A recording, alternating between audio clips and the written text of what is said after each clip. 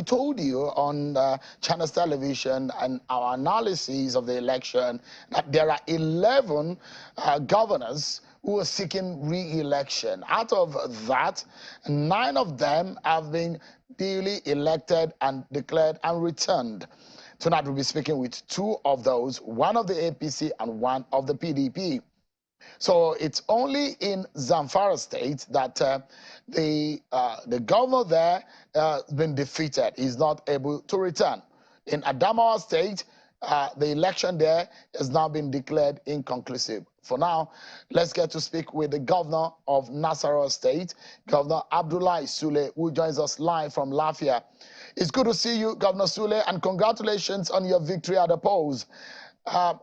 Let me begin by asking you, it was a very tough one, beginning with the presidential election. With things didn't go in the way of your party, there are a lot of fears for your supporters who thought that you may at some point have lost the election, but eventually you came out victorious. Thank you very much, Shaun. I appreciate that. And let me also use the opportunity. I see my brother from Bauchi State. Let me also use to congratulate him, just like the way you congratulated me. Let me thank you so much for inviting me to this program. Indeed, no election, especially here in Nasarawa State, has ever been that easy.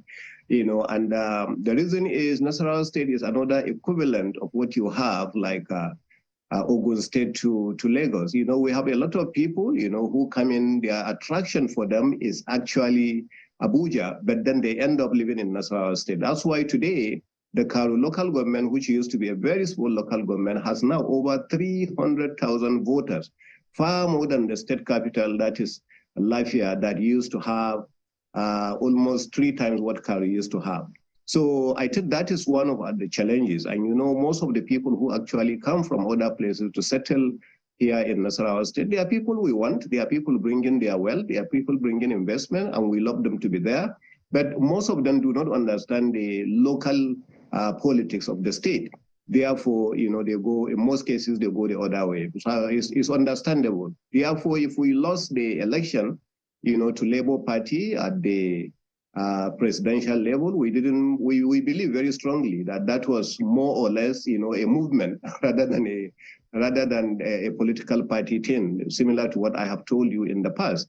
And even then, I again told you, and today I'm indicated that Labour Party was not going to repeat what we saw at the governorship level. And that's why now you don't see anywhere Labour Party is being mentioned. The election became strictly between APC and PDP, and those are the traditional opposition parties to each other. So that has been what happened, and we are glad we succeeded, and then we won the election.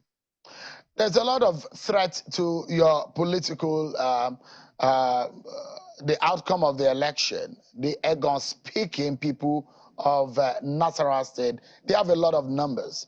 And it was looking so much that things were not going to go your way. But there are a lot of those who also believe that internally there are some wranglings within your party. How come for those who are in the opposition, within your party, thought that you may have not handled things well? How did things go so wrong that you lost a lot of grounds politically at the presidential election, which they say affected your party also in the governorship election? Well, it did, and it is normal usually in a place like Nigeria. Remember, we have the national chairman of the party who happens to be from Nasarawa State, and that's the first time it ever happened in the history of democracy, here in Nigeria. So the presence of the national chairman also gave a few people some advantage to do 1 or 2 things, and then at the end of the day, we had several challenges at the primaries.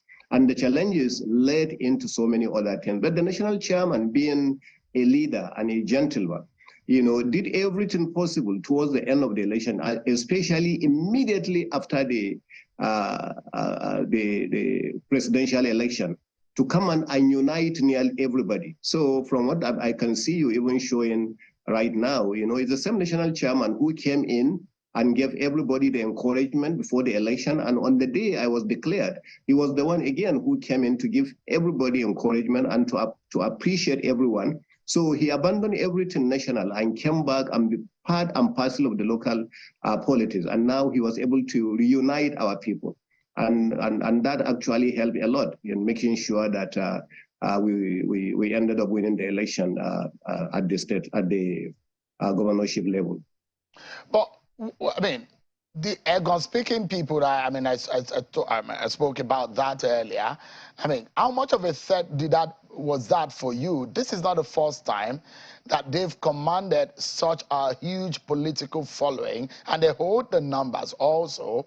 But have you been able to appeal to the yearnings or the aspiration of those number of people in the state?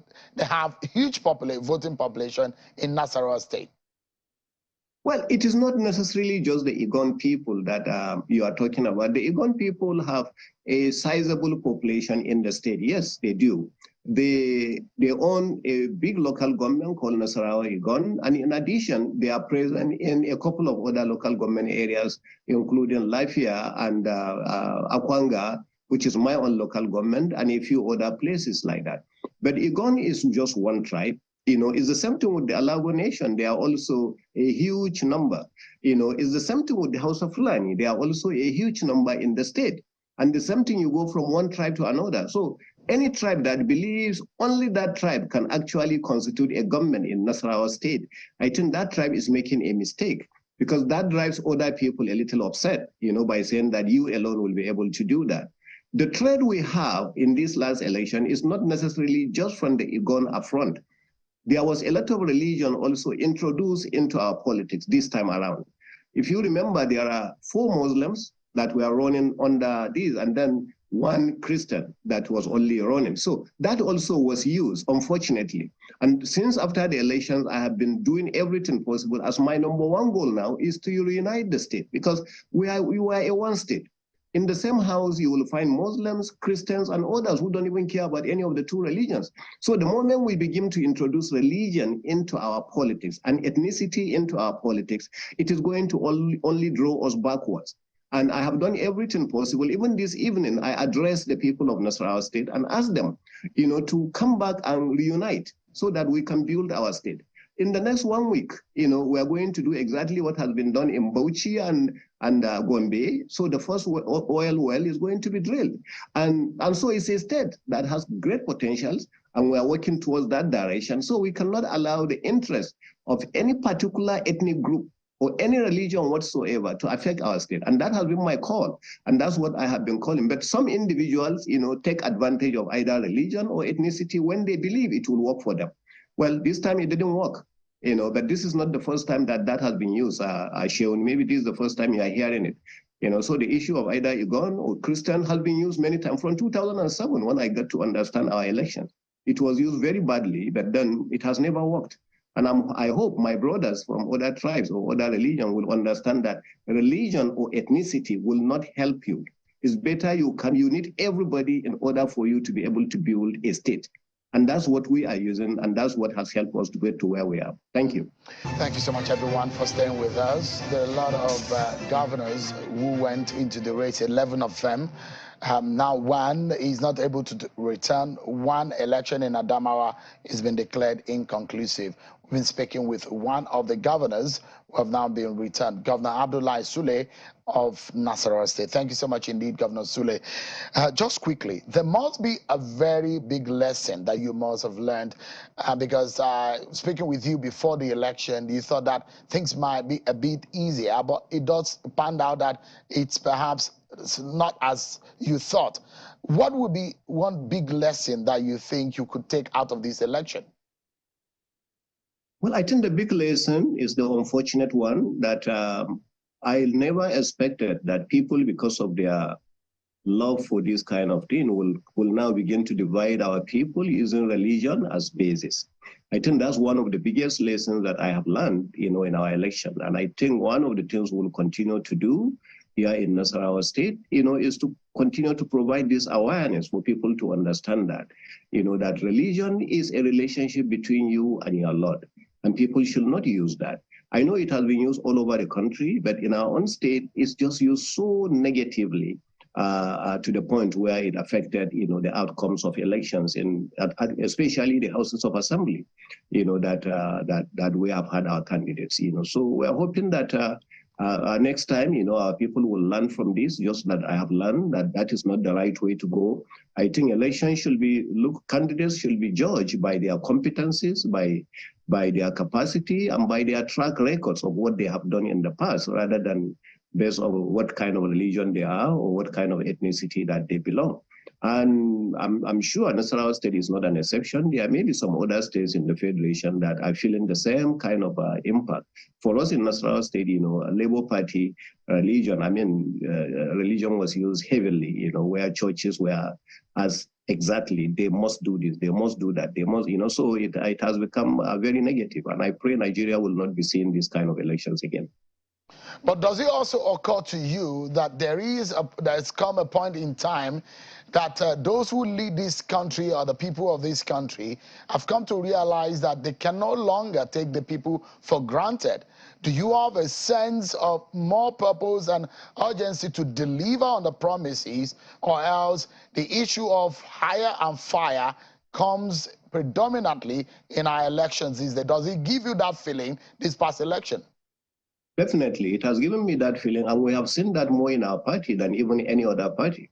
During the primaries, we have seen these kind of challenges where some popular candidates, some powers that be actually work against those kind of candidates. And as powerful as those candidates are, as acceptable to the people as those candidates are, some powers that be actually were against them. And I think I have seen that also in some northern states, but we've seen that in Nasarawa State a lot. So those kind of people, because they believe in themselves and because they believe people actually wanted them, so they left and went to other parties and actually won their elections from the other parties. So for us in Nasarawa State, we have always known that the powers is in the hands of the people, because you remember, we were the only state that used to be CPC. So that even Mr. President, with due respect, couldn't produce Katsina State, which is his home state. But during the 2011 elections, Nasarawa State was the only state in the Federation where we had 20 out of the 24 members as PDP, and then a CPC candidate, won the election. And and probably from that point we realized, that yes, the powers belong to the people, and we have seen that so many states now. My brother from Bauchi is sitting there, and he can confirm that actually in the same period in 2007, a very powerful governor that was living, the people said no to his senatorial ambition. And we have seen about 5 or 6 governors that lost their senatorial ambition while still governors today. So I do agree with you, and I think Nasarawa has proved beyond reasonable doubt that the people decide, not any particular individual for them. I agree with you. All right. Just before we went on the other break, Governor Abdullahi Sule was going to tell us give us a final thought, and the question was, what should the people of Nasarawa State be expecting in these next 4 years that I've given to you to lead them? Thank you very much, Shaun. I think they will be expecting the continuation and completion of some of the things we started. Number one, we have most of these major investors that have come in, they have acquired land for agriculture, and they are just beginning to mobilize to the site, various equipment, including flour mills that we have, Saro, agriculture, energy, Dangote, right here. Is also for the continuation of the other projects in the oil and gas that I told you. In the next 7-8 days, we are going to commence oil operation here in Nasarawa State with the drilling of the first well.